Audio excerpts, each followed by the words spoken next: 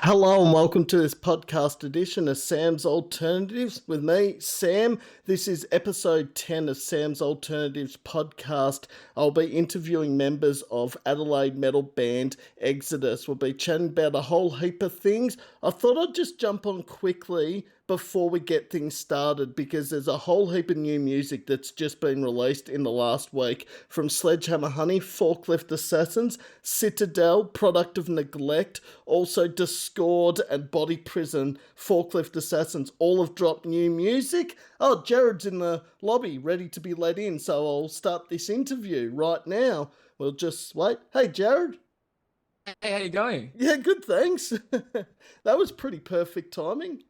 Yes, beautiful. Yes, and this time, sorry for the pun, Jared, but this time you will actually see it uploaded on YouTube.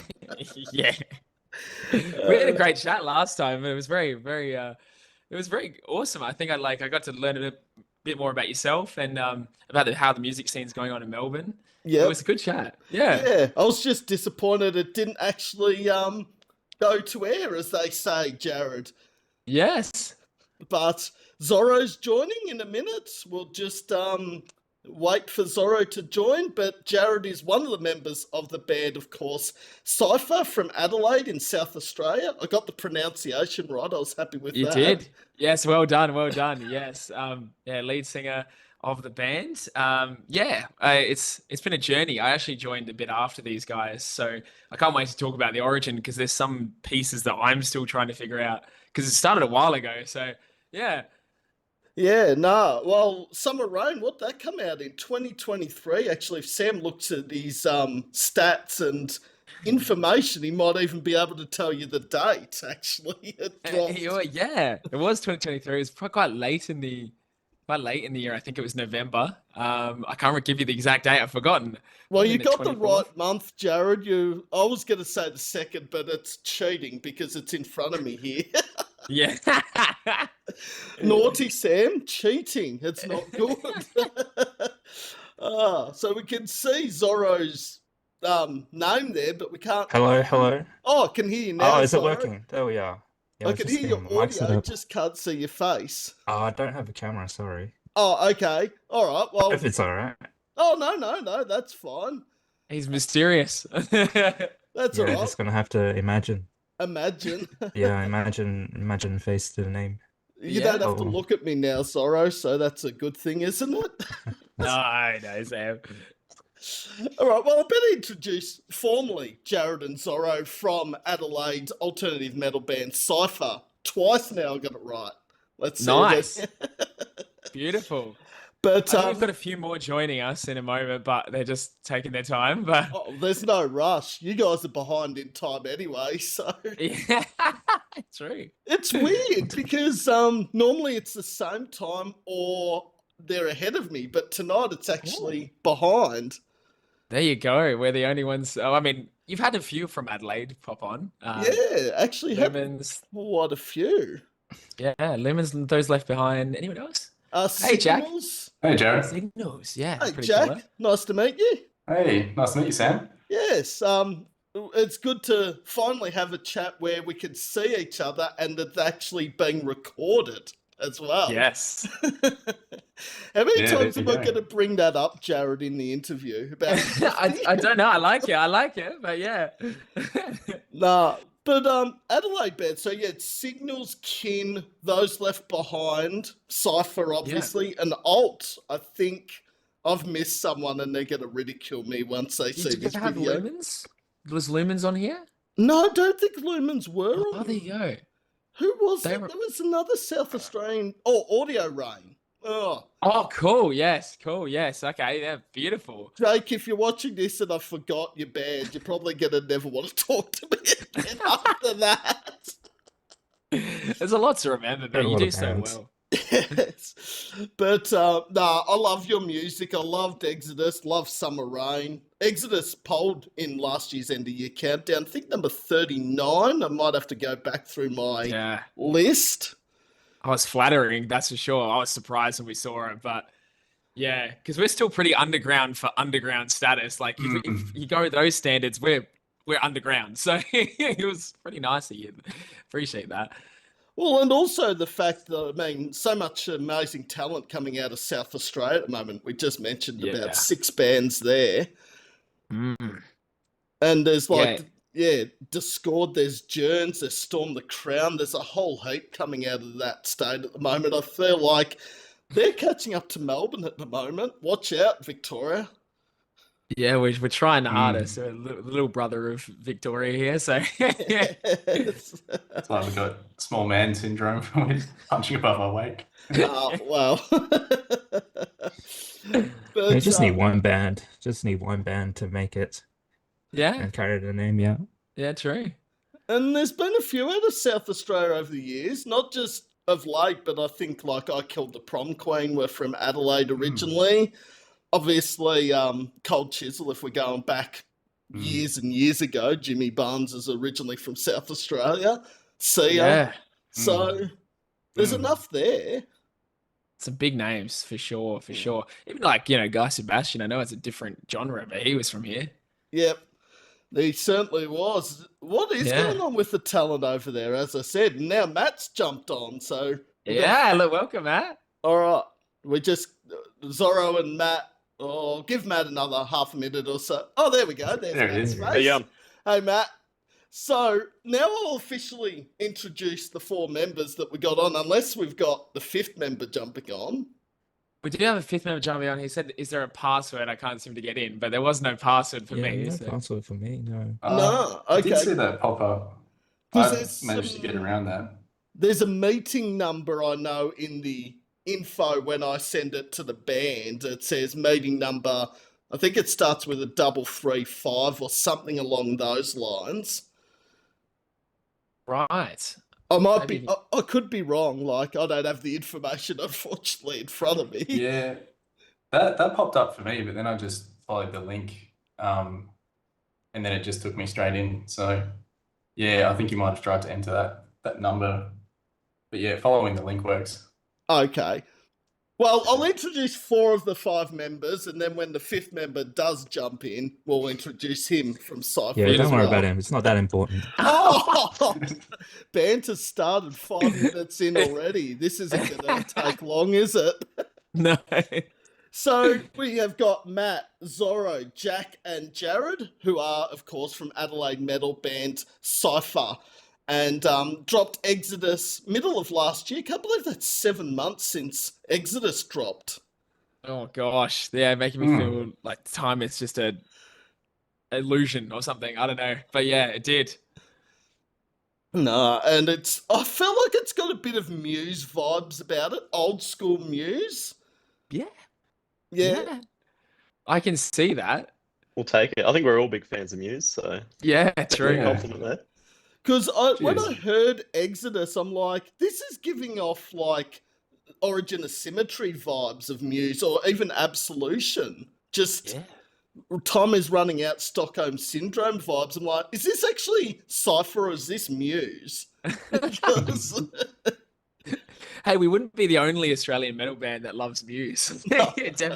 Like it's rampant, They're a very influential band. I mean, Matt Bellamy, of course, is a great vocalist, but also their what's his name, Chris, the bassist, is just so dynamic. I can definitely see how Matt sort of like his like that little bit of influences in how he plays. Like it's very technical. We definitely have a driving bass line throughout a lot of it, especially the newer stuff that we're writing. I feel like it's important, it's prominent. It's not just some rock songs they do. It's like there's a lot going on there. and a Yeah, I 5 think minute. Muse is Muse is some of the earliest stuff we tried to play together as a unit. I think if we go back, yeah, We played the Reaper. yeah, From Reapers, their yeah. Drones album. Yeah, Mm. that was always fun. See, I think that's a very underrated album, Drones. I think Reaper yeah. and Psycho in particular are absolute bangers. Yeah, it's cool. It's like the really cool like industrial sound, which is now like kind of huge in metalcore and metal in general. And Muse were doing that, I don't know, years ago. Yeah.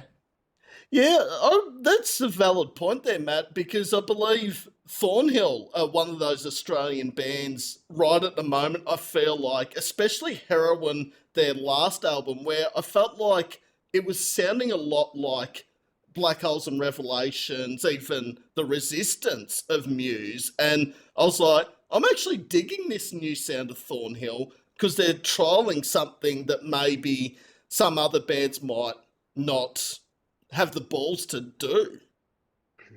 Yeah, I was a bit upset by it because The Dark Pool is one of my favorite albums of all time, but I've come around to it. I've definitely come around to it. Absolutely love Thornhill. Yes.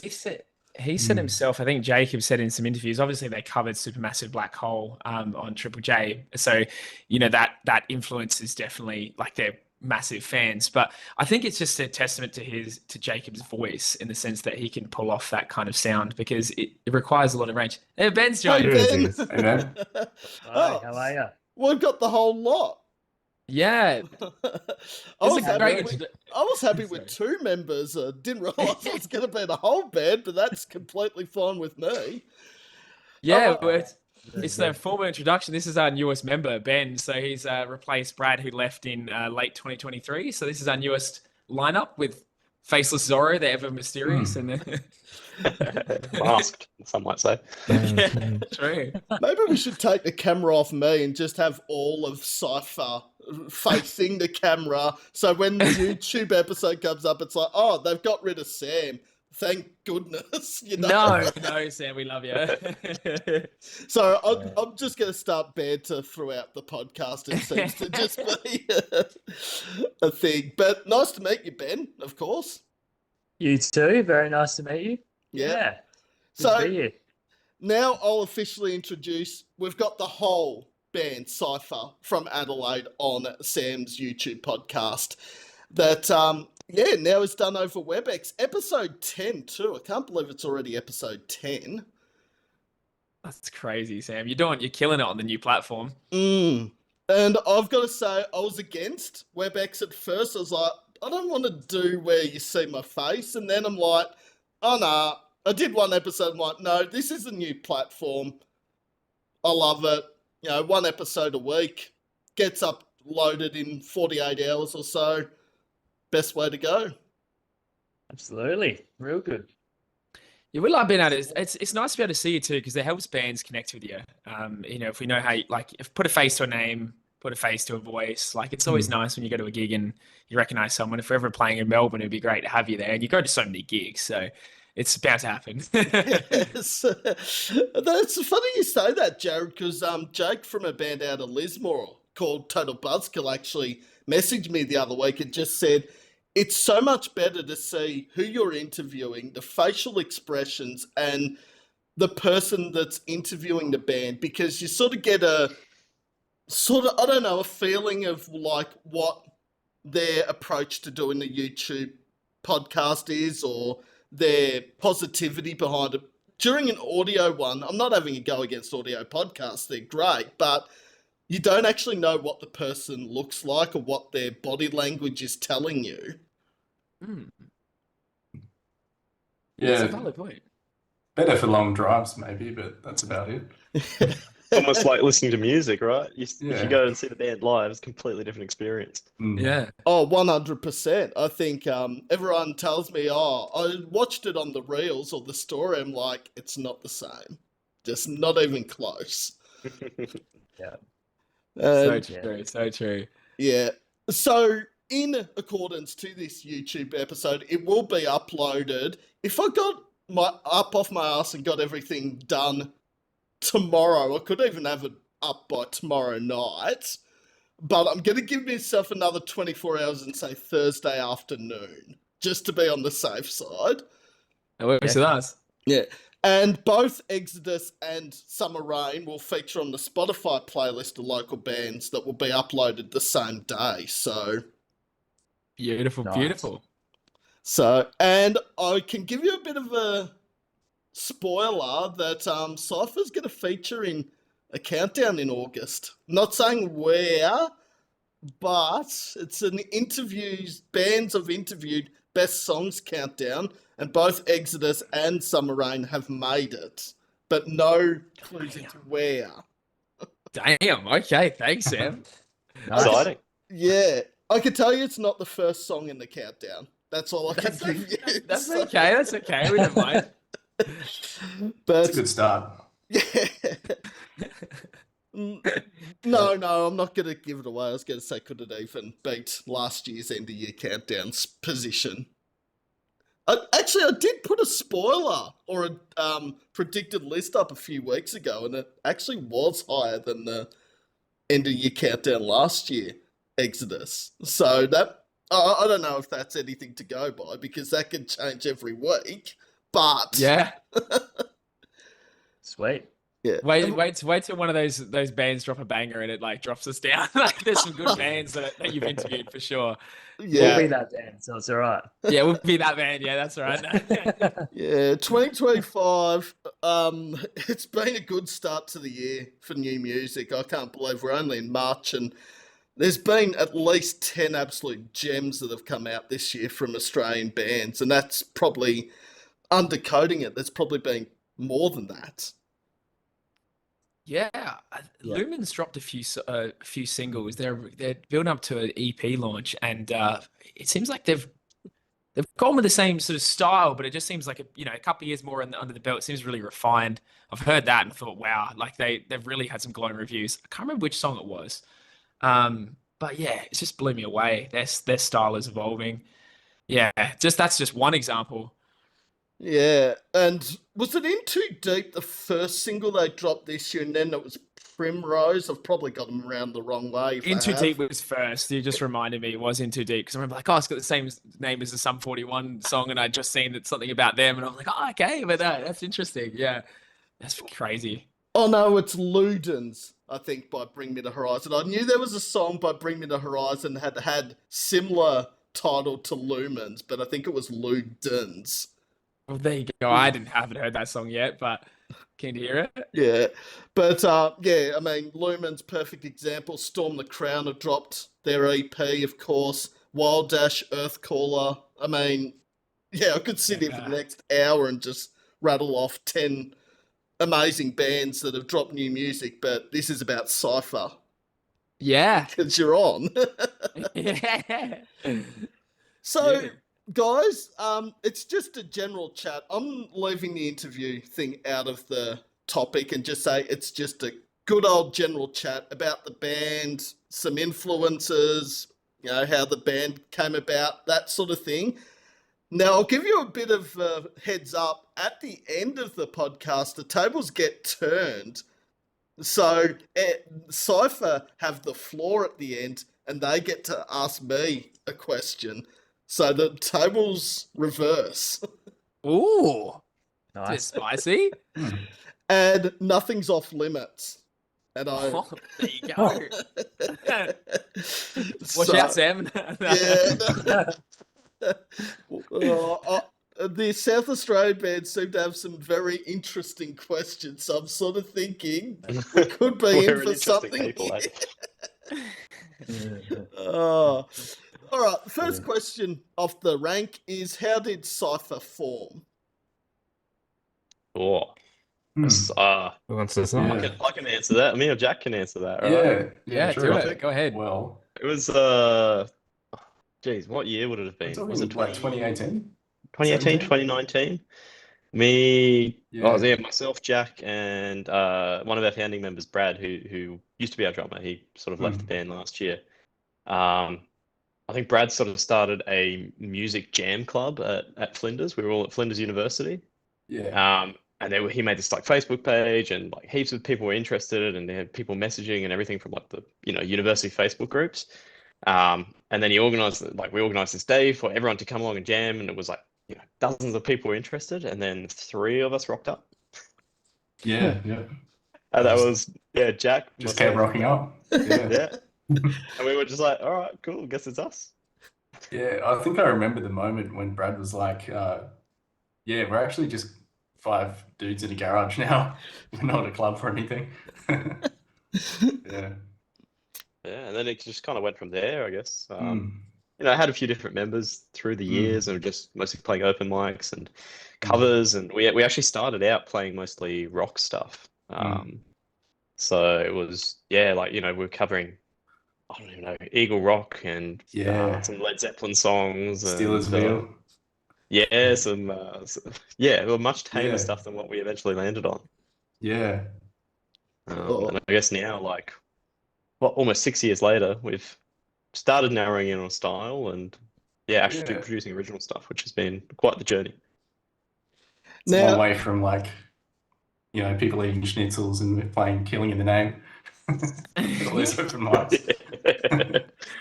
That was our signature move, I think. Yeah, some interesting open mic nights. I don't know, less metal music there than you would think. Yeah. Yeah. You didn't ever get the play the Wonderwall chant, every open mic or covers band. It's like, play Wonderwall. It's like, I wonder if bands ever get sick of that. I would. I know that. We've all heard it before, I think. Yeah, maybe we should learn it. Maybe. Maybe. Make it a bit heavier. Yeah. I think like after a certain, so they were sort of a unit, and then I think so Bandmix was the website that I was in another band with some friends for a while, and they were sort of not really wanting to push too far into the original music scene and really do anything with it. So I sort of put my profile up on there and said my influences, and these guys have been covering like Audio Slave and stuff, and like Rage, as they all previously said, and I was into that stuff. I was really heavily into Chris Cornell's music, especially around that time, and grunge and that kind of thing. So I responded to I think Matt may have sent me a message, or I messaged him, and then we kind of toed and froed and set up a date to sort of set up a date. Ooh, but went out in town. I ended up doing an audition, and I think the songs that I had to do were Killing in the Name of, Wood by Alice in Chains, and Show Me How to Live by Audio Slave, which I was pretty comfortable with that material at the time. Still am, but and eventually went from there. We started out trying to write some rock stuff, and then they showed me the songs that they wanted to go into, and we sort of made it heavier and heavier from there. I had to learn how to scream because previously I hadn't done any screaming, so that was a journey in itself. Yeah. And how to count. How to Lots count. of time signatures. Oh gosh, yes. It was a journey. It was a journey. The two tracks they presented me, one was called Alexandria, and the other one was called Helion. There's some early demos around on YouTube and stuff, and some people may have heard it. But Helion, I think, changes time signatures like 8 times. And that was like, this is my first experience writing music. And I was like, huh? Like, Yeah. Sorry We were about all that. listening to way too much Tool when we wrote those songs. Yeah, that's when Fear Inoculum came out, roughly about the time. So yeah. And we just make songs really long and odd time meters to. But I think what we eventually found with the odd time meters is like, if you're playing songs to kind of a group of people that don't really know your music in like a live setting, they'll start bobbing their head along, and then it changes and they just get lost. And they all end up just standing there still because they don't know what to do. And so we've dialed it back a little bit. It's still sort of, occasionally we'll throw one in, but it sort of gives you a better connection with the audience if they can actually keep track with what you're actually doing. Yeah, because you got to keep the audience participating and enjoying it, because they're the ones that will come back and see you again, or share your music, stream it, do all that. Exactly. Yeah, at the end of the day, it's a performance, right? If you're just playing for yourself, do whatever you want. And obviously you don't get it from royalties off Spotify. Sam, leave that subject alone. We could be here all night. But no, I think, getting people to come back, a repeat gig goer, if that's the word I'm trying to look for. If you want to see people returning to your shows, putting on a good show is a very important thing. And I think it's as important if you're playing to 20 people than 500 people, to keep those 20 people entertained. Yeah, definitely. I think we all struggled with that stage presence thing initially, especially myself. Like, I didn't have that much experience none of us had at that point of gigging. And it is hard to connect with an audience. I mean, our start in the gigging scene was pretty graciously started by Tim, as you know very well, from Those Left Behind. He was helped us get into gigging, and I just remember seeing how much energy he had, and some of the other members in the band had, and also some of the other acts we played with Lumens when they first started. Just the energy was infectious. Lumens were quite wild on stage. Like, I think a step above. Well, energetically a step above. So the other bands that we played with, it was just like they had like wireless guitar. Oh well, no lead. That's what I'm trying to say. And they were just like jumping around. Spin kicking. Like everyone pretty much. They all had the same set, and it was just had complete freedom on the stage. So quite a different spectacle, that's for sure. And their guitarist let me borrow his amp head, so I'll always like Lumens.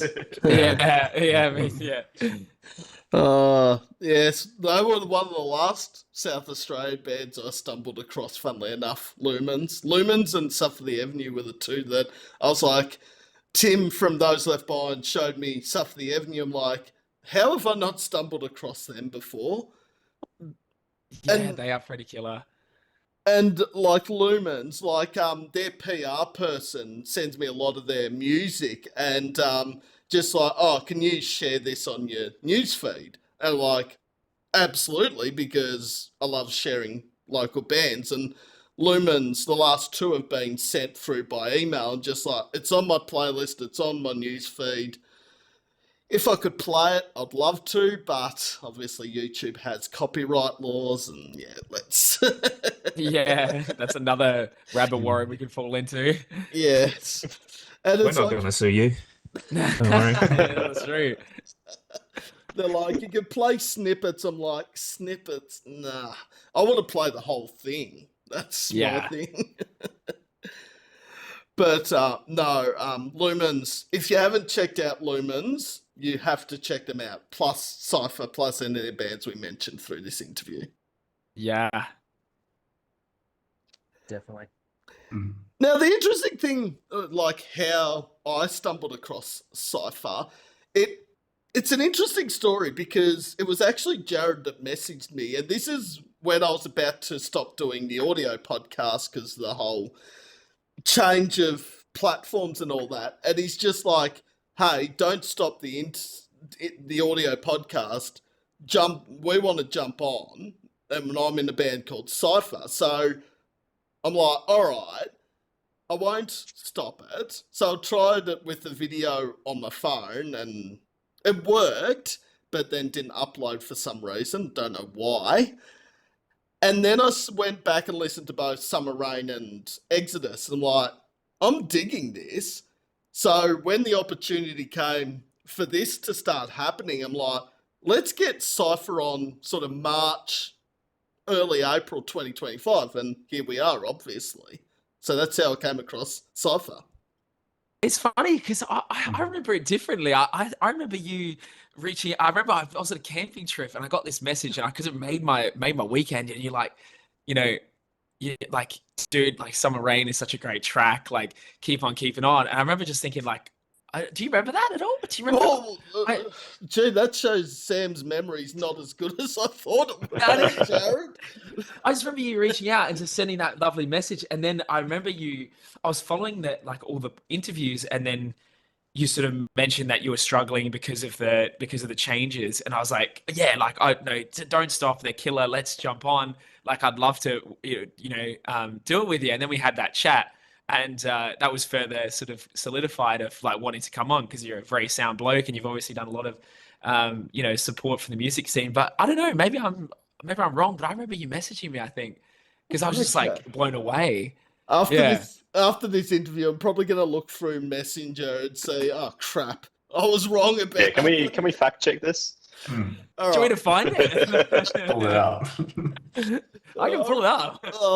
If Sam's wrong tonight on an interview, it's probably going to be tonight, I reckon. I know it's just it's not being wrong. It's just being a testament to your character that you're very very complimentary. But I definitely remember that chat. Yeah.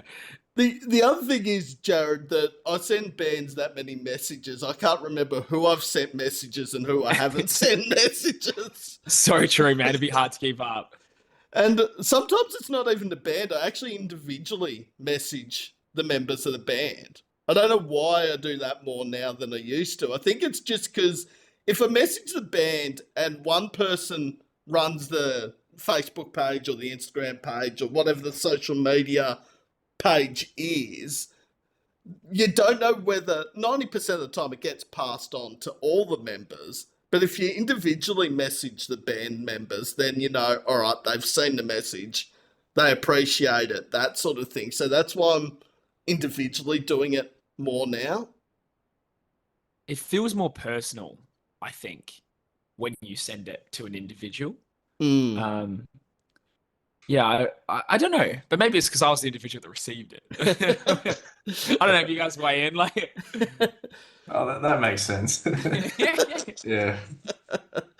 I took it all for myself, typical lead singer, personality. It's all that me now. That's what we have you for. That's right. We'll let you do the talking. Yeah. You can organise things. You can talk. We'll just be in the back. No. Oh, that happened last episode. It was like one person was talking and they made a joke and said, "Oh, this person's here for the banter and this person's just to get an answer out of every couple of minutes." I'm like, okay, that's an interesting way of putting it, but oh gosh. But no, I am glad I stumbled across Cipher. There's a lot of bands I've stumbled across. Had it not been for this, I probably wouldn't have stumbled across, and Cipher, perfect example of that. Definitely. Nah. All right. How did you come up with the band name Cipher? Leave it to you guys. I wasn't there.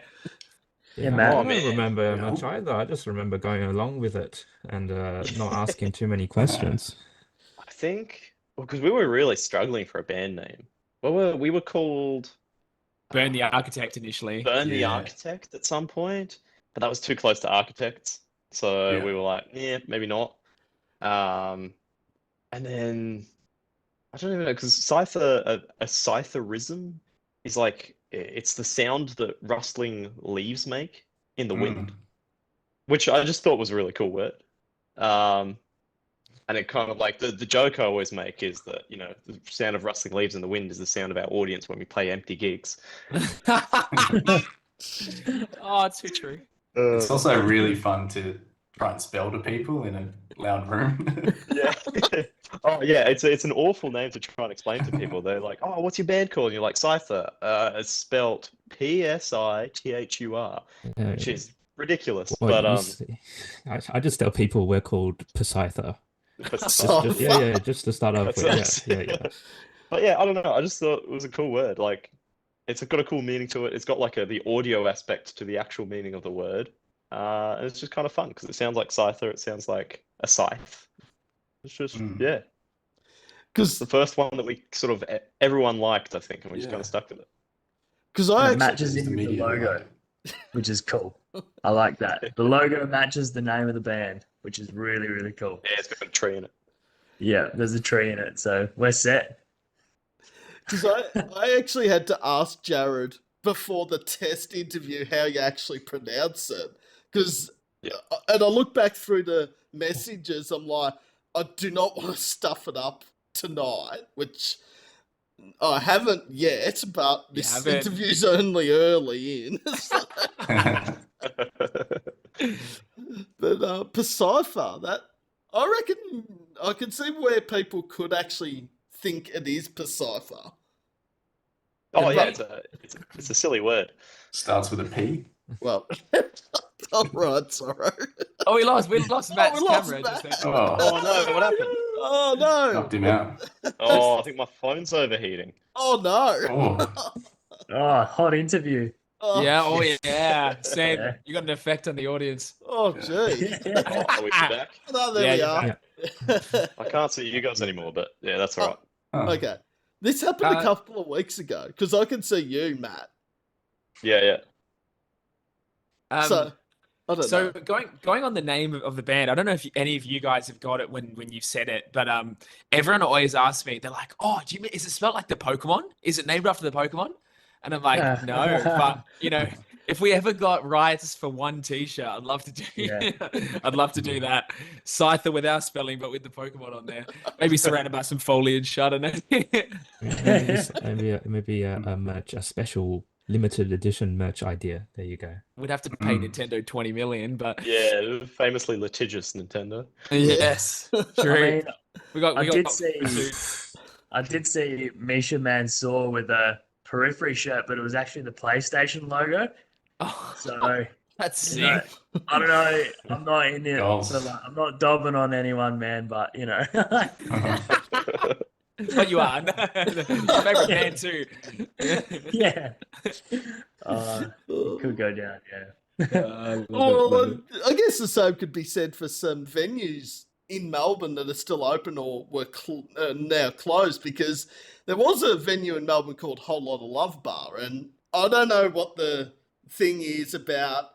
Is it copyright if it's a bar named after a Led Zeppelin song? I think because, yeah, I don't think it's copyright or illegal to do that, but it'd be interesting to know, I reckon, because, yeah. I guess it's just there's like a coffee shop in Adelaide called Mother's Milk, which is the Chili Peppers album, and they've been around for years. And where we practice our rehearsal space is called the Dream Theater. Yeah, the font's exactly the same. Dream Theater, yeah. And The Dream Theater. No one follow up on that. Don't shut them down. It's a great place. Yeah. Oh no! Well, Whole Lot of Love's closed down, so we can't shut them down. Don't want to shut It wasn't down. us. Don't want to shut down Mother's Milk or the Dream Theater. This is not what we're endorsing on this podcast. It's not about But corporate takedowns. no? I must have got Sounds the like wrong we're note. just snitching on everyone, but This might Ben, be do you the episode. remember the Periphery gig, how they had the Vegemite logo? I wonder if they're getting sued. yeah. I'm wondering. That was a big one. It was. I think it was so poorly AI'd that they'd still get away with it. Yeah, true. That's the I'm sure key. they'll be fine. Sick Maybe gig, we but- can get the Pokemon going. Yeah. There's a lot in it for them. We'll ask Nintendo. Well, Yeah. Nintendo don't have much money. They've only produced 3 or 4 of the biggest game consoles of the last 30 years. Yeah. Yeah. We can beat them. No. Some You could mediocre. do an 8-bit soundtrack for them or something. Yeah. They just created a mediocre game series called Super Mario Brothers. No one knows that. No. Yeah, I don't. Super who? I like that, Ben. Clever. Yeah. Well, we're launching Cipher coin soon, aren't we?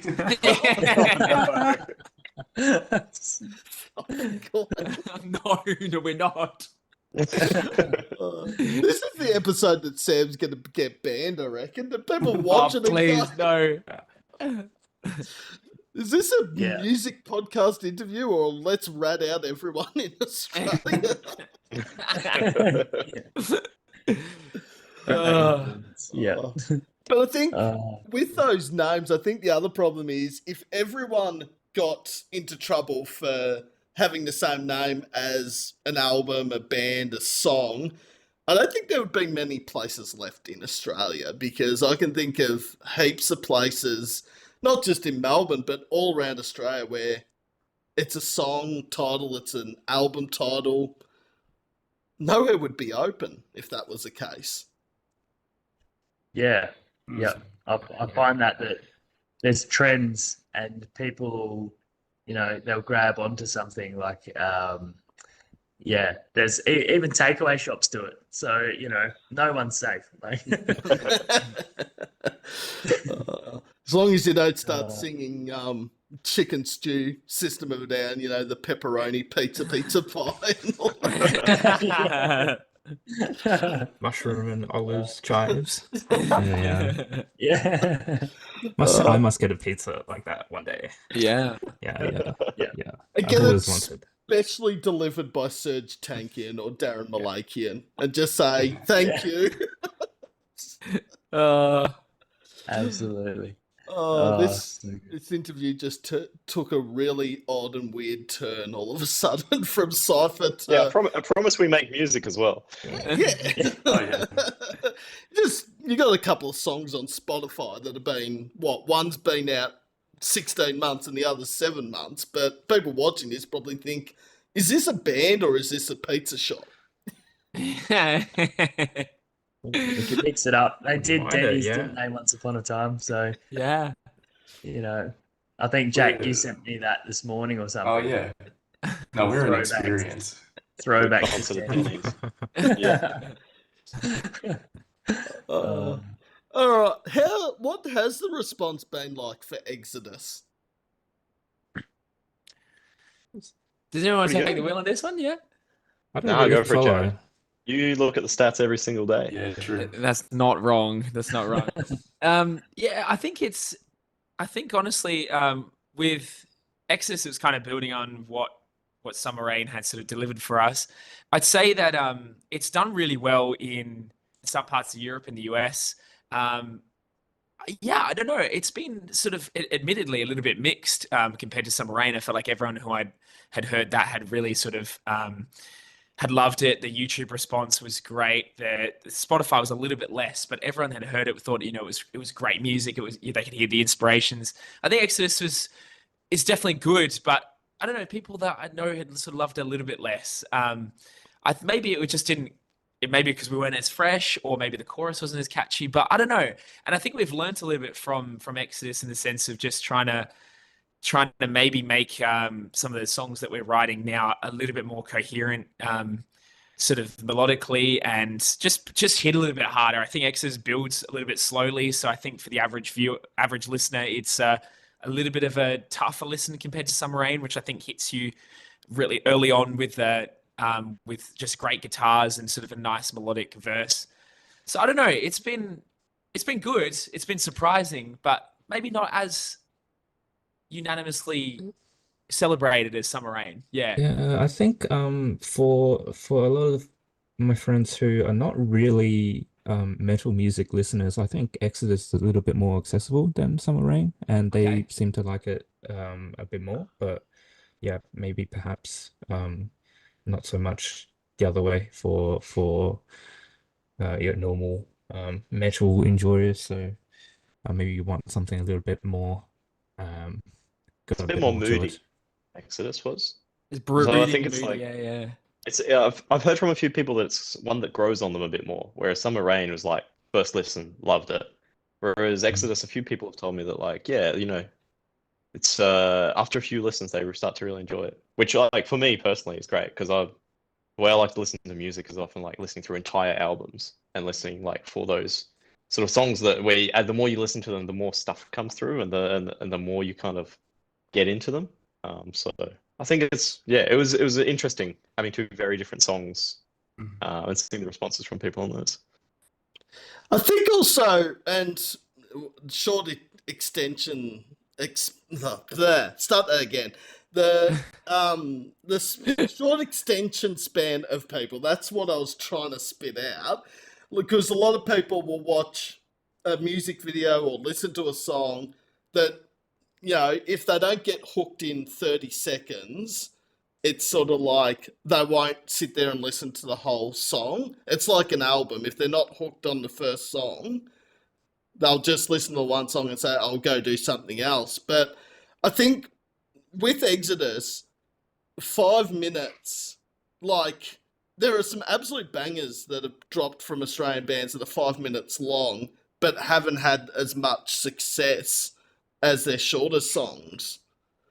Now, I True. don't know if that's because people would rather a 2.5-minute quick song, or whether it's when the second single's longer than the first. I have no idea what I'm talking about. I'm going right off topic here, I think. So No, that's Oh, valid. That's it is valid. one of those things. It always comes up when we write music as well, of like, oh, this song is now 6 minutes long. Is that too much? Or is it not enough? Or like, what do you do? What is everyone else doing? And it's like, it's tricky because you like, when you think about your influences and try and think about what, what songs you like and what's similar and all that, you kind of go like, well, I really like this Dream Theater song and that's 20 minutes long, but I also like this Throne song and that's 2 minutes.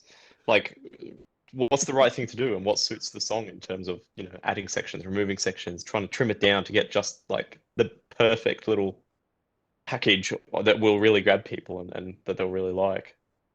I think we've. Sorry, you guys. Oh, you go, Jared. Sorry. It's a really interesting point that you sort of brought up with the time of the song, and it's similar. It's funny because Summer Rain and Exodus are actually really close in length. It's a very small amount of difference, but it's really it's compelling that you say that, because sometimes songs can make you feel like it's longer than another one. And I think Summer Rain sort of comes in a bit punchier. There's a few different elements that sort of come in early.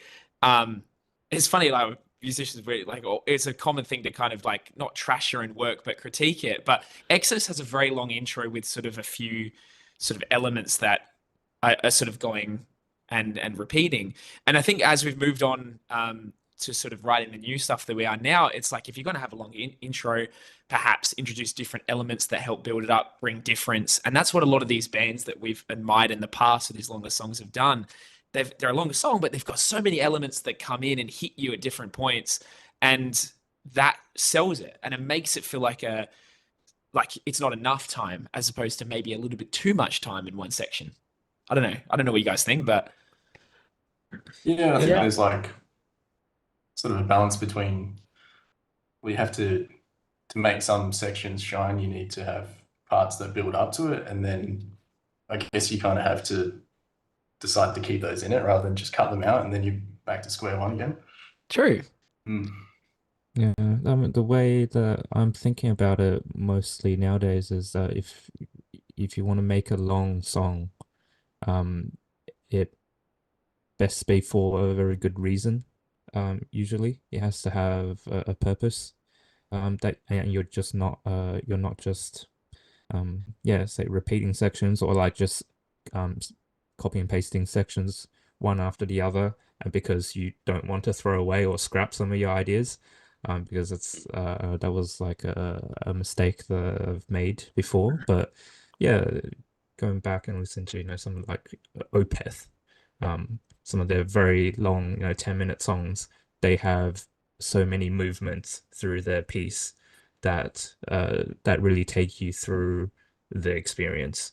And so hence why it works as a 10-minute song, I think.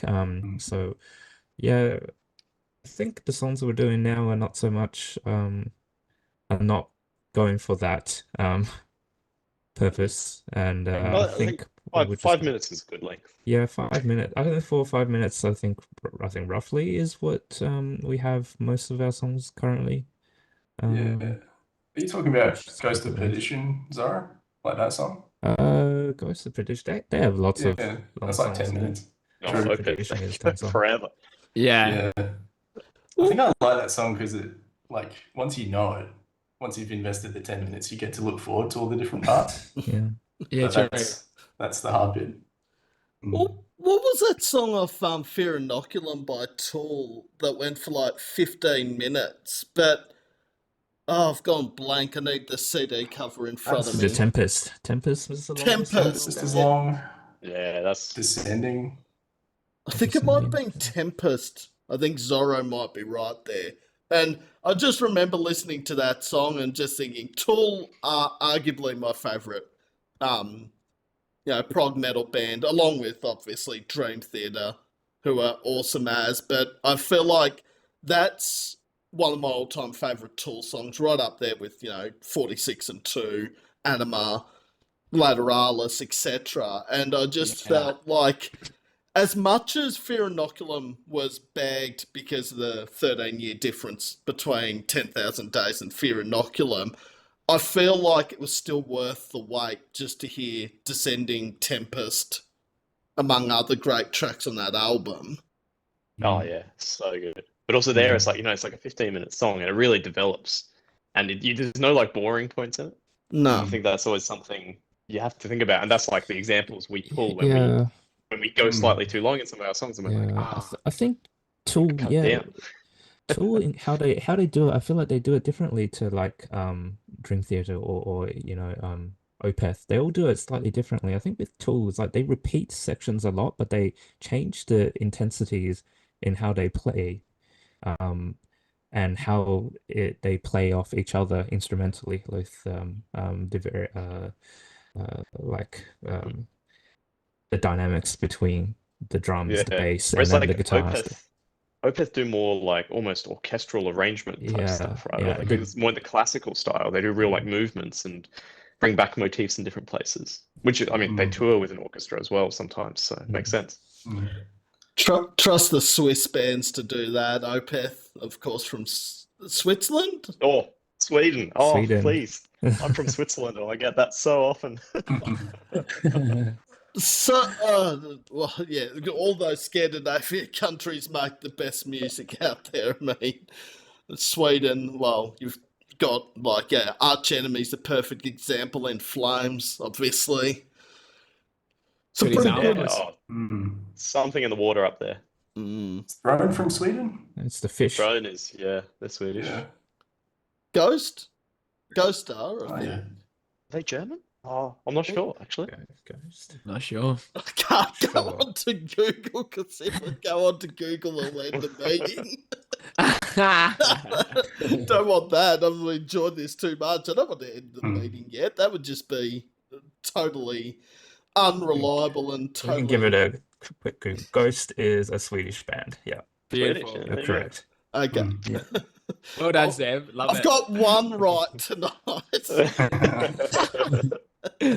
But yeah, so I think I think what I like about working with all of these guys, but I think in particular with Matt is I feel like sometimes there's a need to be able to stand up for a musical element in a song, and whether it's length or whether it's this part or that part, like you need a little bit of conflict to make something shine. And I think initially maybe we were a little bit too permissive to just every idea that was coming through, like particularly I guess like what I was writing, for example. And I think sometimes I listen back to our songs, I'm like, I could have probably done something different there that maybe would have made it shine. But now I feel like there's more discussion, there's more sort of screening of ideas, and that makes not only length not really an issue because you have a lot of interesting elements that make a 6-7 minute song. Not that we have any at that point at the moment, but it makes it a ride that you want to be on as opposed to maybe slightly too long. It's that development that we are excited to share because we're planning to, of course, record later this year, probably an EP at this point where we've got quite a few songs sort of lined up. But these songs just feel like they're more cohesive and just they show a development in every way. But I think a big part of particularly, that's also been refining the process for songwriting. It's yeah. one of those things where it's like, you can listen to lots of songs, but you can't figure out how they actually came up with it. And I think trying to develop our own method for writing songs and kind of working them to a point where everyone's happy with it and they're as good as they can be has been like quite a journey, but quite an enjoyable journey. It's been like a whole nother skill set that you don't really think about as a musician when you're just playing other people's songs. It's like it's a whole separate thing. It's a completely new skill set that we've kind of learned over the last few years and are still learning. Yeah. And it's different coming into it later on in sort of the whole people are working out their arrangements and how they like to songwrite and trying to fit into that, especially with something as sort of punchy and driving as drums.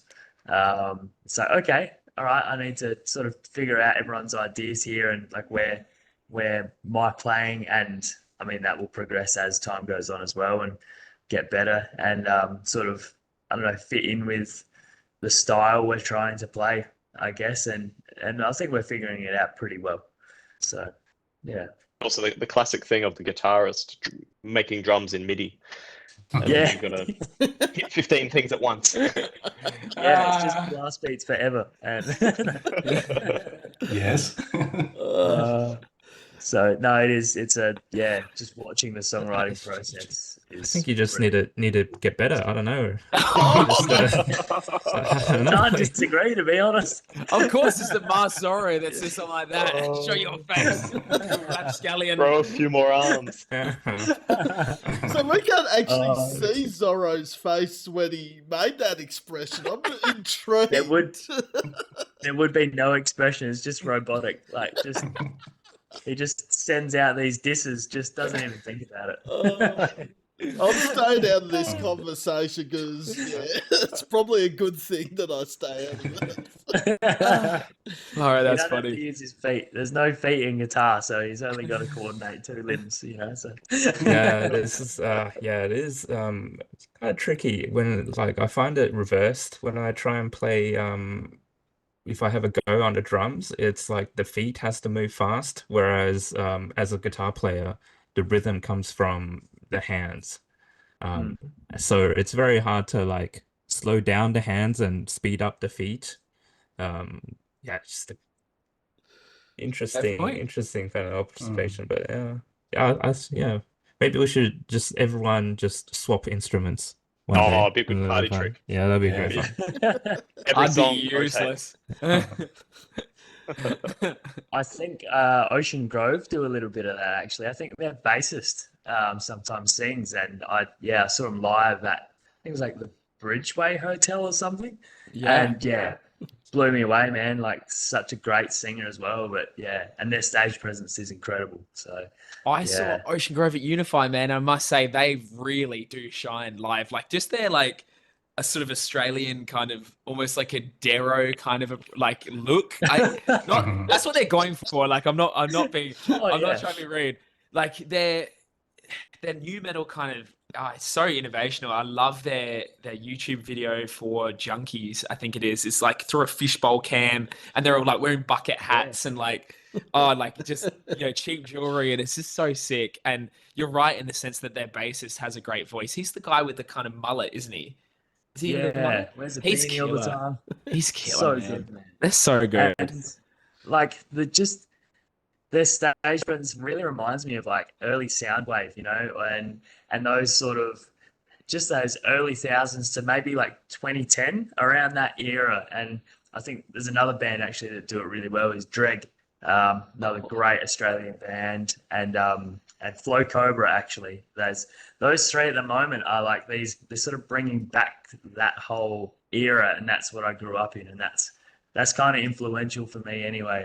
I really dig that sort of style. So nostalgia. Hearing Unify, I hate that it's no longer going ahead. I know they had the off the record thing, but I miss those Unify days. Yeah.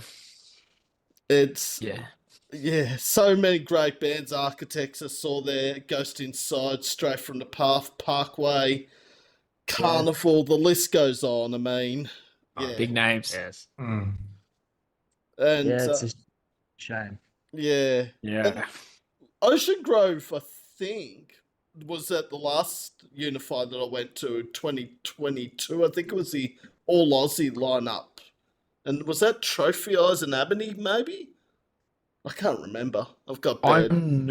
I'm not sure, because the Adelaide one might have been different, because it was 2023 I went to. I'm not sure about 2022, but they had Ocean Grove, Alt, Thornhill, and someone else, a couple of other local acts. But I was blown away because I love Alt, I love Thornhill, and then I grew to love Ocean Grove in 3 minutes of their song. They played Junkies first, amazing. That was so killer. So those three bands really shone that night. But I know someone went. Did you go the year before, Jack, and see Polaris at Unify? They came to Adelaide? I've seen Polaris a couple of times. Not as a part of that, though, but I saw them at the Bridgeway when they had Ryan, and then I saw them later. That was amazing. Yeah, you were there too, mate. Yeah. Yeah. That was one of my first proper mosh pits that I actually got stuck into. Yeah. I was a bit late to that, but now it's just every time. And Yeah. I've particularly enjoyed going to concerts with Ben. Like I known him for about 2 weeks, and he's just like literally like this, right into the middle. Yeah, that was periphery. Yeah. Yeah, But, that was incredible. Polaris is top tier for me. They're just stay really away from influential. Ben in the pit. Lost my shoes last time. Thanks, Matt, for finding that. Appreciate it. Gee, I reckon Polaris might be. This is a massive call considering the talent. I actually think they're the second biggest band in this country, only behind, obviously, Arkway.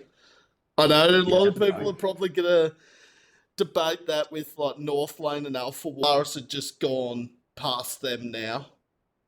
I think you're right.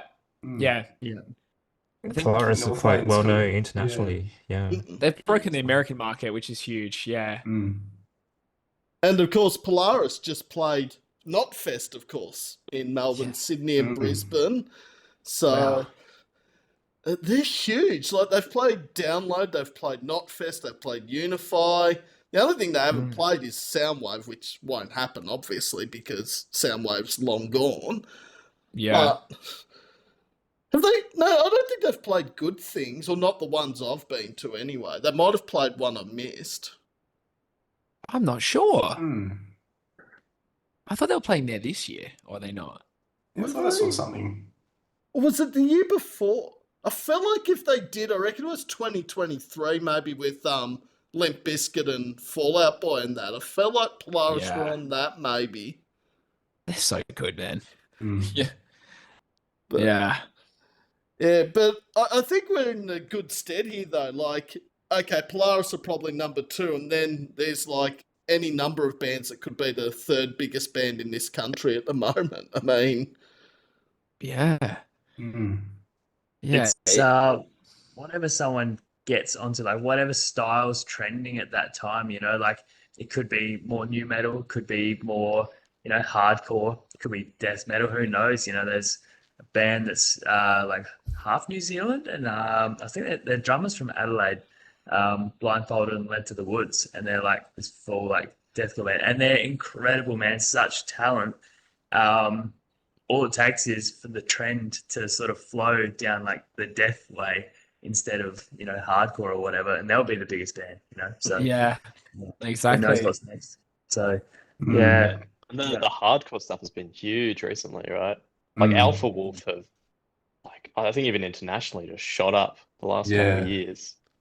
And Speed as well. Yeah, Speed. Oh, yeah, Speed. Speed is so sick. Yeah. Really been getting into it lately. So yeah, just cool, man. It just hits hard and people love that, you know. It's like the metal version of a rave. Yeah, exactly. It's sick. Yeah. I still don't know how Speed did not make the hottest 100 at Triple J. Like, I know it's a different demographic now, but how the first test did not make the hottest 100. Well, there were a few that I was like, hang on a minute, why isn't this in here? But it's just all indie on Triple J's top 100. I feel like it's all radio pop now. Yeah, it's not really indicative of how much there is that Australia's producing. And, you know, in other areas, like it is just radio pop, as you said. You know, hip hop artists and all sorts and EDM artists aren't really featuring on it at this point, which is a bit disappointing as well. So yeah, that's what it is. Yeah, I mean, Alpha Wolf, none. Red Hook, none. Ocean Sleeper, none. North Lane didn't get any in, and I was like, well, hang on a minute. Isn't North Lane what we're looking at, like, that everyone's trying to get into here in Australia and have been so popular for so long? Yeah. But, obviously, other people want to hear radio pop, as mentioned, like Beyonce and Doja Cat and all that crap. Sorry, but... Well, what I love is that the AFL play Thornhill. The AFL play have heaps of Thornhill stuff. And I think I've heard Archangel that they've played. They played a bit of Obsession. Just they, you know, in between the ad breaks, and like, you know, you don't have to play the heaviest part of the song, but like it's good that they're featured. I've seen multiple Thornhill songs. Polaris did like the intro for the NRL or something recently. Yeah, I saw that. They did it. Yes. Yeah. Awesome. It's definitely there in like popular media, but I just Yeah, not on the hottest 100. And was it Dropkick Murphy? I know we're standing down a bit from metal, but Dropkick Murphys did the Channel 7 theme song for Friday Night Footy for years, I reckon, when the boys are back in. The boys are back. I was about to say the boys are back in town. That's Thin Lizzy, Sam. I swear I heard like a Tool riff like in the ad break at the footy. Like they just slip it in every now and then, and you just feel so good. Oh, it's the demographic. Yeah. Yeah, I Makes love it, sense. man. I love it. Footy, that's been a big topic of the week. Of course, 2 games being cancelled due to Cyclone Alfred for opening round. Not great. No, but that's another topic for another episode. It Yeah. kind of ties in, doesn't it? Like when we have working titles, I think Zorro uses like cyclone names. That's right. Yeah, Alfred. We up to Alfred. Yeah, all of our songs in the works. Zorro calls his. Yes, was it the like naming convention for cyclones? For cyclones, like All of alphabetically. mine are animals in predicaments. Yeah. Yeah. Brilliant. All right. Back to what we were talking about, which I've Yeah. completely lost what we were actually talking about before that. Exodus, that's what we're talking about. That's right. But that only feels like about 5 minutes ago we stopped talking about that. Yeah, true. What does 2025 hold in store for Cipher? Hopefully we get to finish a lot of our original songs, and I don't know what we're thinking. Maybe an EP release. It depends on how we decide to record I think our we'll definitely new songs. be heading back into the studio this year. Yeah. And start playing a few more gigs as well, I reckon. We've kind of been on a bit of a break last few months at least, or almost a year. We've been writing songs and just trying to refine the sound that we're going for. But I think we're at a point now, especially with Ben joining the band, where we're sort of ready to start doing some more gigs and recording more stuff. So we've got quite a few songs that are almost finished. So I think we're almost at that point now. Yeah, I definitely think it's building up to sort of release an EP, and then I think there's definitely been talks about sort of wanting to push towards doing a concept EP at some point as well. A lot of our favorite artists have done that. Invent Animate have done it a few times, haven't they? And that like obviously probably different style, but just like having sort of a cohesive theme and that sort of thing. Like that's definitely something that we want to build towards. But I think 2025 probably be going back to the studio, recording an EP and releasing a few singles down the track. We're really excited to do that. We recorded our last set in Melbourne, but I think we'll probably record the audio here in Adelaide and then get someone to engineer it from Melbourne perhaps, or we'll see how we go, but probably streamline the process, because last time we definitely felt a little bit like we felt the time crunch. We want to make sure that we're 100% happy at every take before we leave, I think, this time, and reduce the stress a little bit. Yeah. No. And there's some pretty good producers and mixers and masterers in Melbourne. Well, there are all around Australia. I think we're really spoilt for choice, which is good because you want a number of people that are going to master your music. And, there's a few here in Melbourne that I haven't met in person, but are very highly spoken of, which is awesome because I think it's important that you've got the right person because they're the ones that are going to make your music sound good. Yeah, absolutely. I think the last 2 songs we recorded, I'm going to butcher his name, but it was with Mike Trebetskov. Trebetskov? Just call him Dr. Mike. Dr. Mike. Yeah, Dr. Mike. He was fantastic. He was really good because he was really like systematic with the approach and everything, which was excellent because, like Jared said, we only had 4 days to record 2 songs when we were there, and it was our first time recording anything like that. So we were on a schedule, and he managed to pull something amazing together with these 2 songs. But I think next time we definitely want a little bit more time to just like get everything perfect in the studio. But I'd like to sort of shout him out sort of in that sense that if anyone ever needs someone who is really understanding through the whole process and will help you and even give like opinions on sort of how the song's coming together. Like, yeah, Dr. Mike Trebetskov, I think is his last name, but I just call him Dr. Mike. I think that's what his handle is. Dr. Mike Metal, I think, is on Instagram. But he was so gracious through the whole process. I'm, a typical neurotic person when it comes to music, and so when it came to coming things to get like you bring things together, we did so many different mixes and masters. I listened to all of them, gave him notes so many times, said this synth needs to this, the vocals need to like have this timing, whatever, and it was just like piecing together perfection out of like some pretty flawed pieces, I guess, at the time. And I really admire his persistence and patience. He was so understanding through the whole thing, and definitely want to be more prepared next time to avoid how arduous that process was. Also, with the pre-production, he was really good because we sort of like we'd written songs before and played them live, but we had no idea what we were doing going into a studio. And he kind of like had a couple of video calls with us before we went there, and he got us to send him the MIDI for the song and like transcribe everything. And he was helping us with harmonies and stuff as well in places just to like build out the sound a little bit, which was like incredibly helpful. It's just so good having another musician that's like passionate about the genre and knows what works to kind of help us refine the product a bit before we even recorded anything. It was excellent. Yeah, it's really magic. Like those little changes. I remember playing them the first time. I was like, oh yeah, it really needs that there. It's so good. Yeah. And doing the drums over at Bushido was really cool. That's Dan Preslin's studio. Yeah, that was an experience. Yeah, it was a great setup there out in Melton. Yeah. Melton, of course, for those that don't know where Melton is in Victoria, it's about 45 minutes out of the CBD of Melbourne, give or take. Beautiful time, man. Yeah.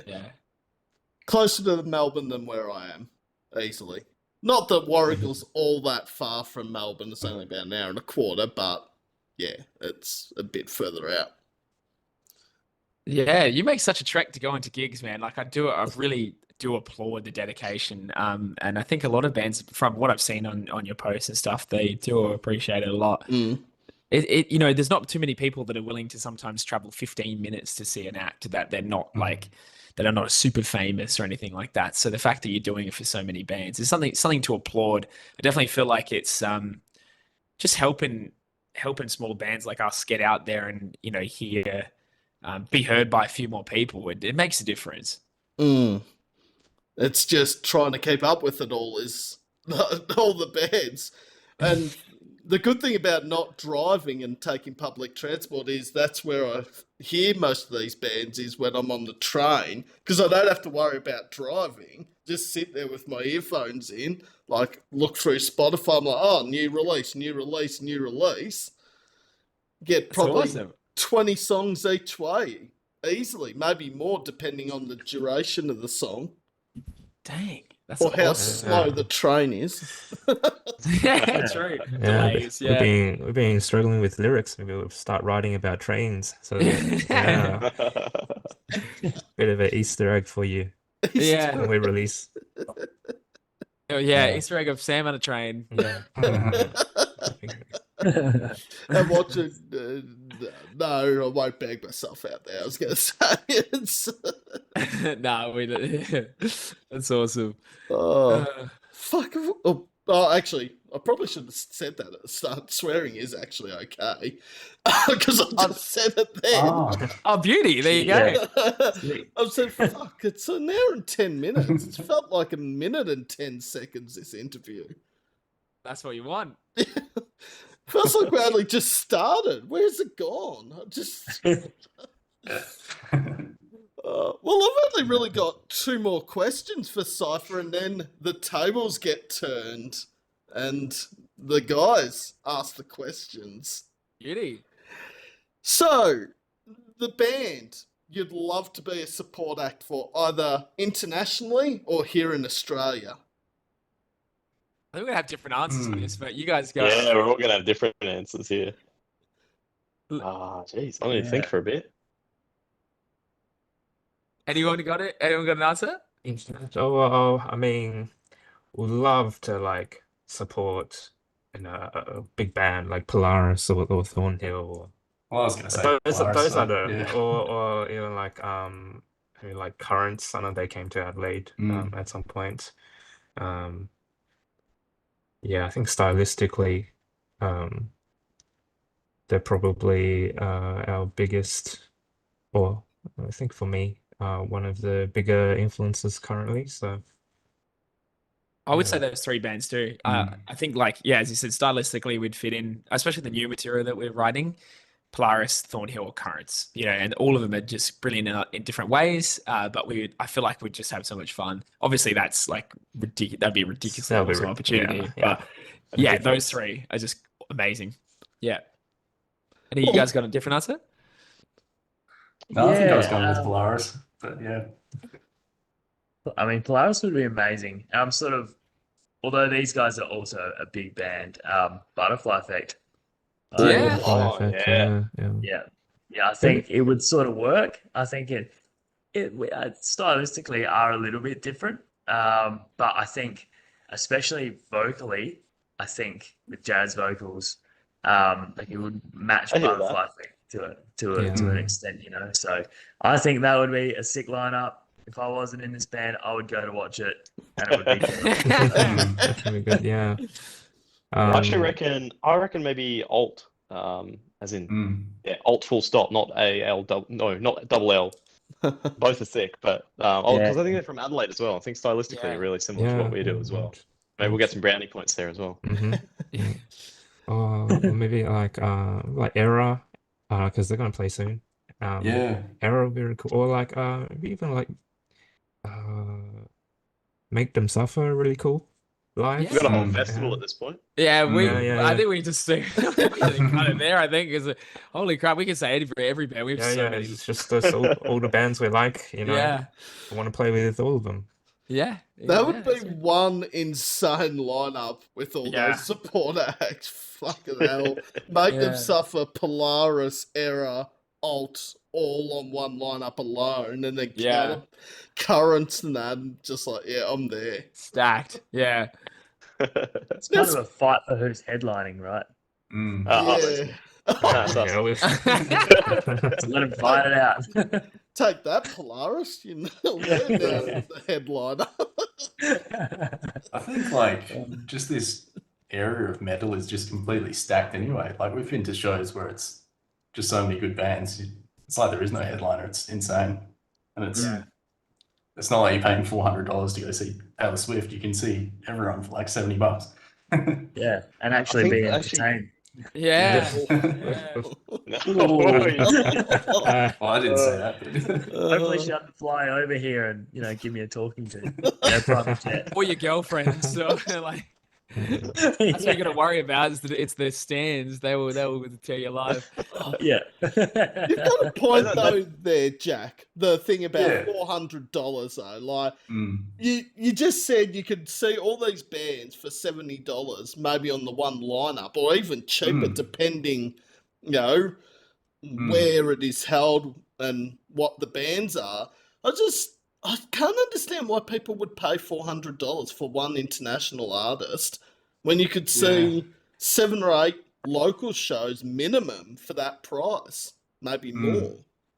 Yeah. I just feel really lucky that I like this type of music, and it's it kind of just feels like I'm seeing the Beatles and the Stones at the same time. It's great. It's perfect, especially in Adelaide, right? Because I think a lot of metal promoters know that there's a lot of people like metal in Adelaide, but there's also just the venues are the right size for how big a lot of these metal and metalcore bands are, and it's just like you pay $70. Oh, when we went, Jack, we saw Invent Animate, Throne, Devil Wears Prada, and Alpha Wolf. It's like $80. Yeah, unbelievable. Nothing.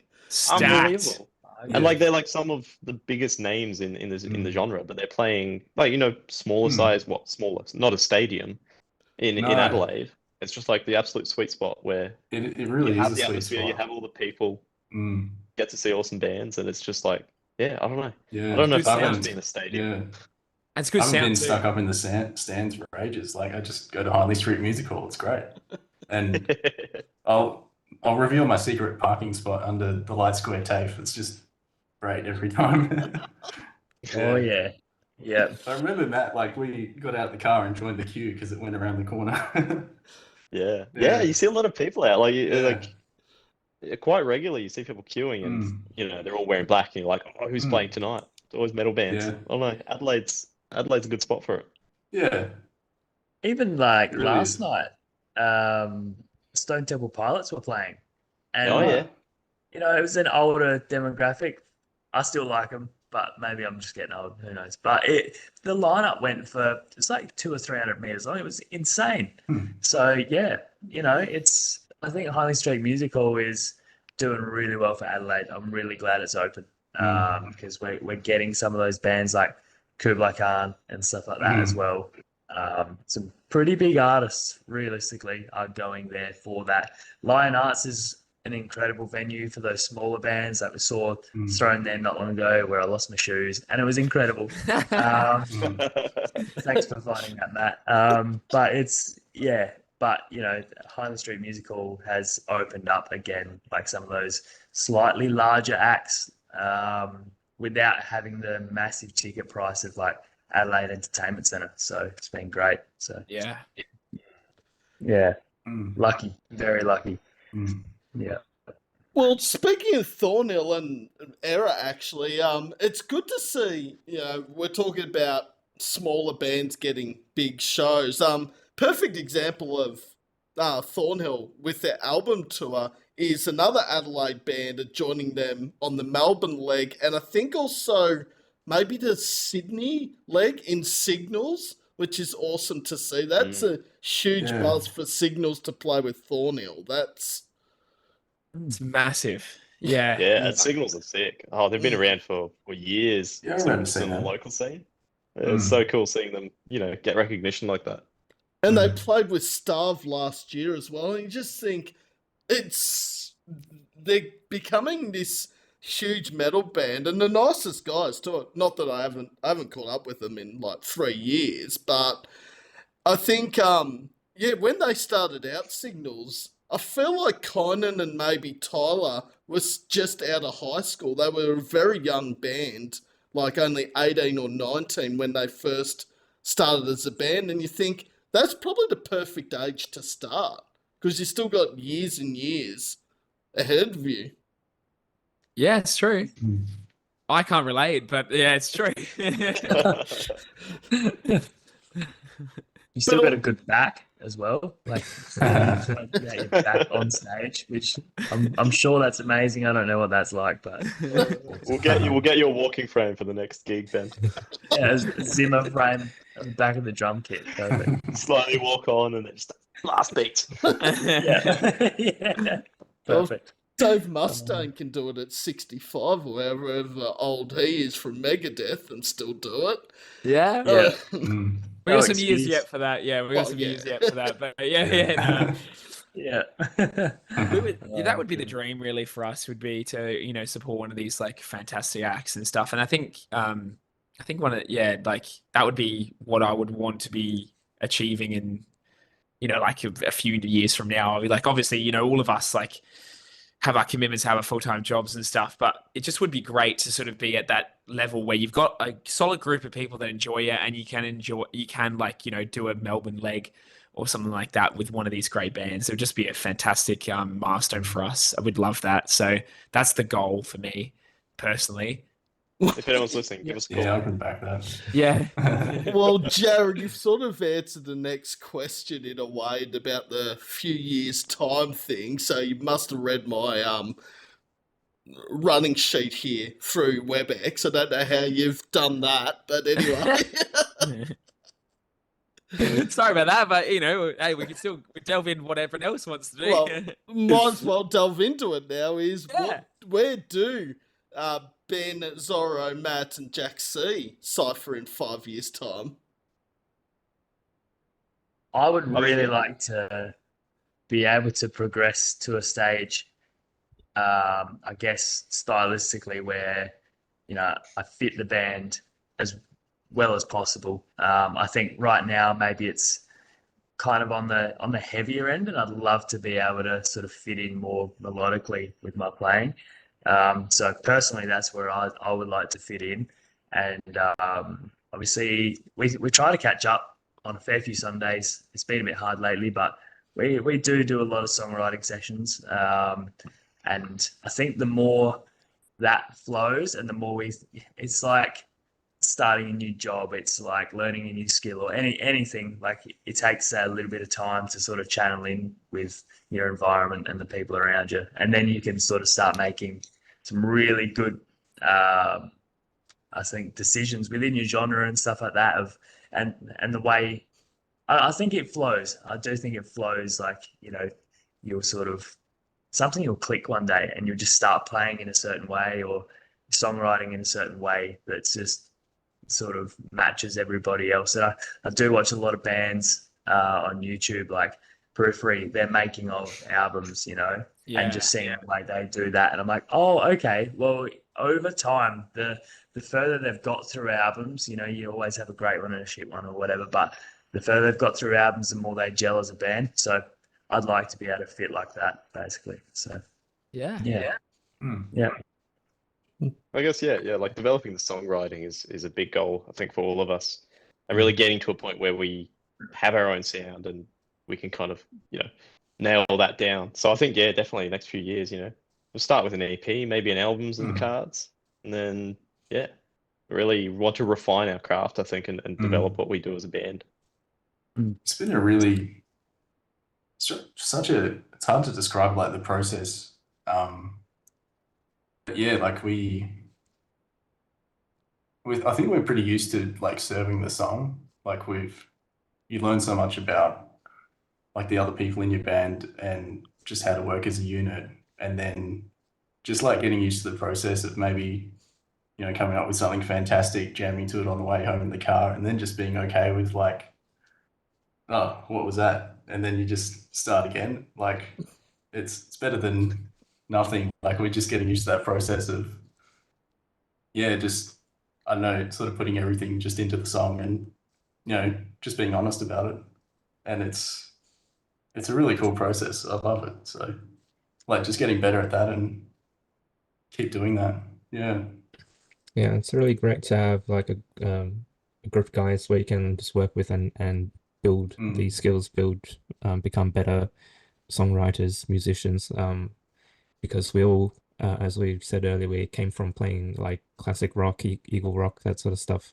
And so at some point we all had to really progress just technically to be able to play the music that we wanted to play and change genres.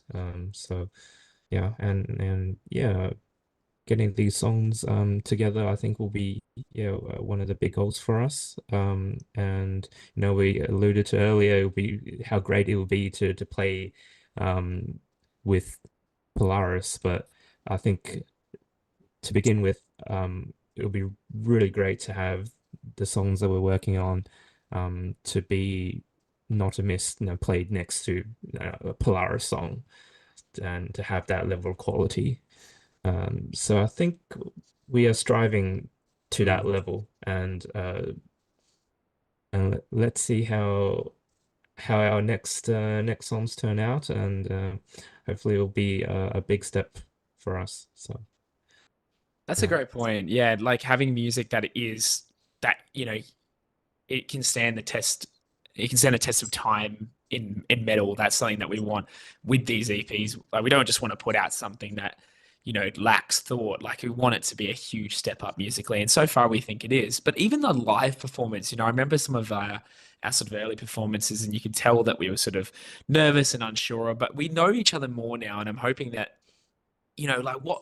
what's our live persona? What's Matt's live persona? What's Ben's? Like, what's mine? Like, I want to know how we sort of like unlock that, and because these days, like, people want to come and see an experience, as Jack alluded to earlier. Like, you want the band to be an experience. The music's one thing, but the whole thing, like, do we incorporate like do we upgrade our gear so we got full in ears and all that? You want to have like, do we want to have some lights in there? Do you want to have like, just level it up?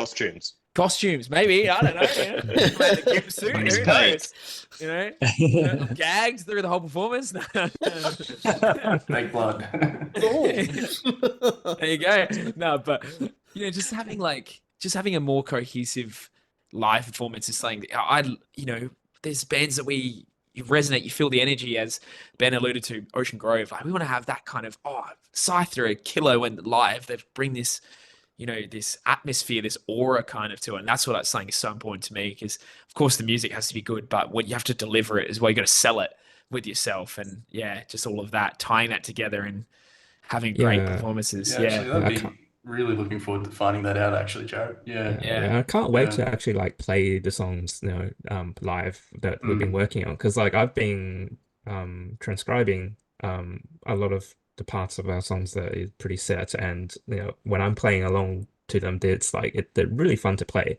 A lot of the riffs are really cool, and they more fun to play than they are to listen to, at least for me, which is a good thing. So I think it's going to be really looking forward to when that eventuates and we all first all go into a rehearsal room for the first time to play these songs. It's going to be great. Damn right. Well, I'm very keen to see the future of Cipher now, next week, into the future. Like, I think it's going to be a very exciting time, and I think we're in for some very exciting times here in Australia. We're in good stead for easily the next 10 years. I think, we're in the best genre, we're in the best era of Australian music. I never thought I'd say that after the 2010s and the early 2000s with Parkway, Prom Queen, Cog, Carnival, etc. But I feel like this is the era to be part of. Yeah, I think so too. Yep. Yeah, it's all these new bands. They just keep doing crazier and crazier stuff. They keep pushing the boundaries, and I guess you get inspired and you want to try and keep up. So it's also easier than ever to be an independent artist. So I think anyone can give it a go, and if it's good, people listen to it and then push it. And so many, when like Aussie bands are making it big, all the overseas people like, Polaris, Parkway, Make Them Suffer, Red Hook, Future Static, all these bands are well known now overseas that they're giving Australia that representation that people will want to listen to these bands, and Parkway started that off and have done it, and arguably the biggest band in the world in metal. I think people reckon there's something in the water over here, definitely. Yeah. It's definitely one of those hotspots, hey? It's like Australia, France nowadays, a lot of French metalcore bands. Landmarks. Sweden. Oh yeah, Landmarks, Gojira, Novelists. Yeah. There's so many French bands. Yeah. I reckon New Zealand's stepping in there a bit now as well in the last couple of years. Well, like, as Ben mentioned earlier, Blindfolded and Led to the Woods, No Life, Crooked Royals in their image, Pull Down the Sun. There's just so Alien much. Weaponry. Yeah, Yes. sorry. Yeah. I'm going to get ridiculed again. No, that's sick, man. I just love how they incorporate the Maori language in, and just oh my gosh, it's just killer. Like, Big energy. so much energy, man. You just feel it, in your gut. Yeah. Yeah, sorry, Alien Weaponry, if you do watch this. That's pretty disrespectful to mention New Zealand bands and not mention Alien Weaponry. Oh, they're amazing, man. So cool. So good, yeah. Yeah. But nah, I mean, especially last year, felt like New Zealand, like No Life put out a few songs in their image, Alien Weaponry. There was just a whole lot of stuff, and it was just like, because I wanted to sort of put some New Zealand music into the playlists and was struggling to find some outside of the obvious ones. And now it's like there's 15, 20 bands from New Zealand right at the moment that I would put into any playlist. And it's awesome to see.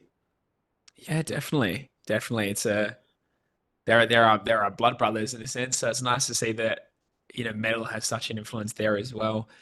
Just means that there's so much more opportunity to tour locally. You can pop over to New Zealand, play some shows because they love it too. Yeah. And vice versa. Yeah. Yeah, a few of them have been over lately, actually, in the last 12 months or so. And actually, No Life were over here last year and Was it early this? No, it was late last year. I reckon they came over because they came over in August to play with To the Grave, and then they came, I think, November and played with Atlas and a few other bands. I could be wrong again. It is known to happen. No, we love them. They can keep coming. Yeah, we love it. It's pity Connor's injured himself, though. I don't know about much touring at the moment. What's he but done? He's done something to his leg. It's on Facebook, and it's going to be interesting to talk to Connor in about a month's time because, spoiler, well, it's not a spoiler because it has been confirmed, Connor from No Life will be jumping on this WebEx on the 22nd of April. So Beautiful. Nice. I'm going to tune in. yeah. Maybe Mitch. Mitch said he might jump on if he's got nothing on. It's like Connor, Mitch, whoever. It's like any interview. It doesn't matter if it's one member, two members, the whole band. It's whoever's available on the day, really. I'm happy to chat with anyone. Yeah. Sweet. You got spoiled today. I like surprises, though. Like, Yeah. well, we might have a few surprises in store now because guess what happens? The roles get reversed. Cipher are the interviewers now. So if Jared, Zorro, Ben, Jack, and Matt have anything they want to ask, now's the time. Okay, I got. Do we get one question each? That's two minutes. Maybe two, depending if it's a two-part question. Can't think of anything. Who wants to start? Second. Oh, who's got something? I got something. Yeah, go for it. Yeah, so you obviously got a lot of gigs. Has there been anything? Has there been anything that really surprised you the most when you went to a gig? Like someone gets naked, something happens. Like, is there any funny story that like, oh my gosh, like, I can't believe that happened? Well, I like that question, and it's a bit of an embarrassing story. It's not exactly who was performing on the night, but a bit of an embarrassing fan moment at the Toad a couple of years ago. Because, and if this person is watching it, I'm a huge fan of this band, but at that stage, I didn't realise I was sitting across the table from them. So I was at the Toad at this gig, and I'm just out in the beer garden, not that I smoke, but just outside having a rest and a break, and a mate sits down next to me, and this other person sits down next to me, and my mate goes, "Oh, you know this person you're sitting across the table from?" And I said, "Should I?" And they're like, "It's Monica from The Last Martyr, Sam." And I'm just like, Oh no, that's awkward. and I'm just like, you huge Last Martyr fan. And I'm just like, I am so sorry, Mom. I just didn't even put two and two together because we hadn't met before then. Yeah. I was just like, oh. It's harder when people are in the natural environment to sort of recognize them. Like, I've double taped a few times when it's been like footy players, like musicians. Like, I reckon I think it was when like I went down to a coffee shop near Port Adelaide and there was a bunch of like Port players, and you just double take and you're like, who's that? So I don't blame you for being like, I'm not like, should I? But it's kind of funny that you said that when you're such a big fan of them. I can't imagine if I was like sitting across from someone from like Linkin Park or something, and I'm just like, who are you? It's so embarrassing. Well, the other embarrassing one was standing in front of Chris from Wind Waker, and then he messages me after the show and goes, "Were you at this show?" I'm like, "Don't tell me you were standing behind me." He's like, "I think I was standing behind you." I'm like, "Oh, it's the Last Martyr all over again." Do people take offense or are they like chill with it? No, they're pretty chill with it. Yeah, that's good. It's not anything. I'm a massive Wind Waker fan, and Chris is a great bloke. It's just because we hadn't actually seen each other in person.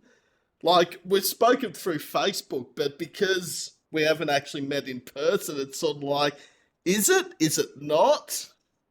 Yeah, totally. I like that question though, Jared. But thank you. Sorry to embarrass Chris and Mon, by the way. They're probably going to say, thanks for bringing that up again, Sam. I think you embarrassed yourself a little bit. No, I'm kidding. What haven't I embarrassed myself in the first 10 episodes of this YouTube episodes? That's what these are for. We all embarrass ourselves. Oh. Have you got a guilty pleasure band, Sam? Oh, I like that. That's a good question, Jack. I don't even know if I'd call them guilty. It's just very different to what I normally listen to, and that's Beastie Boys. Oh, Sick. Hell yeah. Oh, that's sick. Wicked. Yeah. Like, That's and Mine was Dua Lipa, but anyway. Beastie Boys, I don't know why. It's just because, well, they're not metal, and nothing against Beastie Boys. I think their old school stuff is like A-grade rap. It's the best rap you'd ever hear, like Body Movin' and No Sleep Till Brooklyn. It's just, yeah. It's just Yeah, one right. of those bands outside of the metal scene that I embarrassed to say I listen to, but in a way, there's a lot more embarrassing bands and artists to say listen to than Beastie Boys. That's Yeah. a good. That's Oh, a yeah. great band. You know, I wouldn't. I'd Yeah. be happy with that. Yeah. That's a good one, man. I Yeah. like that, though. That's a good question. Haven't actually been asked the guilty pleasure question, so Good work, Jack. Yeah, 2 no new worries. ones, actually. Can we get 3 new ones that have never been asked? Mm. I think this is like a, I guess everyone says, oh, if you could meet, a celebrity that was no longer alive, but a band that is no longer together, if you had one chance of seeing them again, who would it be? I love it, There's Ben. so many. So many. The original Slipknot lineup. I know it's impossible, obviously, with both Paul and Joey no longer with us, but I Yeah. reckon that original Slipknot lineup, either doing Iowa or self-titled in full, would be insane. Yep. Yeah, that's insane. Yeah, it's a good pick. Yep. Because Slipknot, funnily enough, I'm a massive horror movie fan, and the first Slipknot song, which might surprise people that I actually heard, was My Plague off the first Resident Evil movie soundtrack. Because a lot of people would say Wait and Bleed or Spit It Out, Eyeless as their first song, but it was actually My Plague, and like, this is fucking awesome. Who is this God. band? Yeah, they're Yeah. killer. The energy of that early lineup, like Corey Taylor talks about it a little bit, but he said those days have like ruined his knees and his back because they had so much energy, flipping around the place, just constantly so much intensity. So to see that original lineup where they were like so fresh and like just ready to take on the world would be amazing. That's a good pick. Yeah, I can see that. Yeah. Yeah. Soundgarden's probably another one. Obviously, again, like Slipknot, can't happen, obviously. Yeah. Yeah. Due Sound- to. One, I think Alice in Chains for me, original lineup. Mm. Yeah, me too. It's got, Alright. Lane Staley at his best, I think. Damn. Yeah. So Pretty good. unbeatable. Yeah, for sure. I don't So- even know what my favourite Alice in Chains song is. It changes from day to day. I've always loved Angry Chair. I don't know why, but it's Yeah. the one that's always stood out. Yeah. Mm. Yep. I love It's Bleed like, the Freak. Bleed the Rain When I Freak Die is sick. good for me. That's a Yeah. good one. Yeah. Mm. Yep. Rooster Yes. was my favourite Mm. until they played it to death, like Wood. I used to love those 2 songs, and then Wood and Rooster were played commercially so much. I was just like, Wood's starting to get on my nerves. But Yeah. Yeah. Valid. Yeah. I'm a big fan of Man in the Box. good So, song too. That's a good pick. Yeah. With that chorus, man, the notes he hits is just incredible. So, yeah, hard to go past. So, yeah. No. Matt, Zorro, top that. Oh, I don't think I can. Oh, Any question? Yeah, I don't know. I can't think of anything right now. no, I can't think. Yeah. So we stole all the good ones. Yeah, I felt like I stole it. Yeah, I was going to say exactly what you said, Jack. Yeah. Well, surely someone's done that before. Oh. Oh, Something I do get asked a lot is what don't I like doing about what's the one thing I hate about a podcast, and it's the end, is when the chat has to end eventually. That's It's- valid. I hate it. Yeah. I just wish we could sit here and just talk for hours on end, but I don't think people could stand watching YouTube for 10 hours on end. So- That's valid, you know, especially with some of the jokes we've been cracking tonight. They're probably thinking, gosh, these guys are so cringy. But Cipher, like all the bands before you, have been exactly the same. I've loved every single fucking minute of this interview. Yeah. We Thanks. appreciate it so much. Thanks, Sam. Absolutely. Like, It's been a pleasure. Yeah. it's a big thing for us. Like, dude, it's the first time we've been on a podcast, and you've been such a brilliant support throughout, and definitely helped sort of get the songs out amongst more people in Australia. And yeah, it feels great. So we really appreciate it. Thank you. And I am hoping there will be a second interview. Probably not 2025 because I'm booked out, unfortunately. But 2026, I'd have Cipher on again any day of the week. We'd love to, hopefully, with some fresh new Yeah. releases for you to review and to hopefully feature in the countdown. Yeah, Mm. maybe even higher than in the 30s this time. Maybe we can strive for number one. Well, Cipher, you get to double up because there's the best songs of the decade so far later in the year, and then there's the bands that have been interviewed countdown. So you will feature in both. Damn. Nice. But I get the feeling 2025 might be pushing a few bands down the list of songs from the 2020 so far. Now, and already I'm seeing March looking like one hell of a month for new Aussie music. I thought February was great. I mean, March looks even bigger. But yeah, it's going to be an exciting time. I can't wait to hear more from Cipher in the future. And I'll definitely have Cipher or any band, whether they've been on the audio, whether they've been on the WebEx, or just want to jump on anytime. I'd have any band here, overseas, on at any time. We appreciate that, Sam. Thank you. yeah. But this is where I don't want to say goodbye, but I'm thinking, even though it's only like 9:45 over in Adelaide, it's nearly 10:30 here, I'm thinking. You need your beauty rest, Sam. Everyone wants to It's a talk to school you. night. It's a school night. School night. But yeah, this will definitely be uploaded within 48 hours. If I get my ass into gear, it might be up tomorrow night, but Thursday afternoon at the latest. Beautiful, Sam. We appreciate good. it. Yeah, that's it. That'd be so good. Thanks so much, man. Legend. No worries. Thanks, Sam. Well, Jack, Jared, Ben, Matt, and Zorro, it's been an absolute pleasure from Cipher, and we'll stay in touch. Absolutely. Absolutely. All right, enjoy the rest of your Tuesday night. Legend. You too. Cheers, Sam. Cool. Thanks. See you, Thanks boys. so much. See you, Cheers. boys. Bye. Hey, guys. See ya. Yeah. Yeah, right.